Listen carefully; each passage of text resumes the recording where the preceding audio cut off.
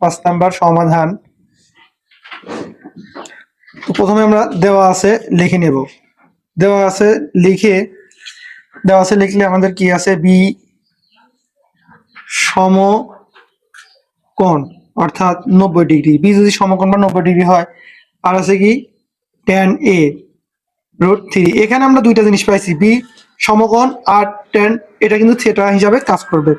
তো আমরা দেখি এটা সমকোণী ত্রিভুজ আঁকলাম, এইখানে আমরা দেব কি থিটা হিসাবে ব্যবহার করতে পারি, বা আমরা একটু মার্ক করে রাখলাম।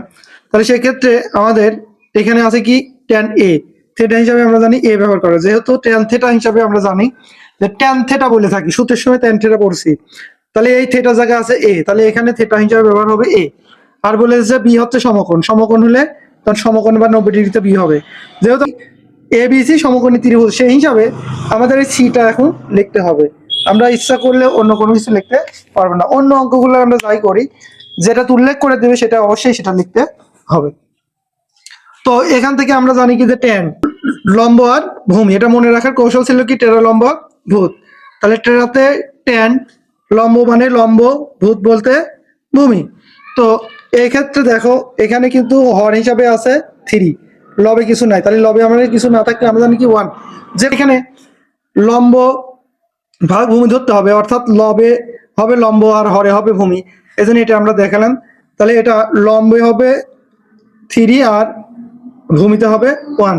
আর লম্ব কি জন্য হচ্ছে আমরা কিন্তু এর আগে সূত্র দেখানোর সময় বলেছি, থিটা যেখানে হয় অর্থাৎ থিটার বিপরীতটা হচ্ছে লম্ব হয়, এটা যে থিটা এর বিপরীত হচ্ছে লম্ব বাহু, আর সমকোণের বিপরীত হচ্ছে অতিভুজ। তো আমাদের লম্ব এবং ভূমি মানটা পাইছি, অতিভুজটা লাগবে। তাহলে অতিভুজ বের করার জন্য আমরা জানি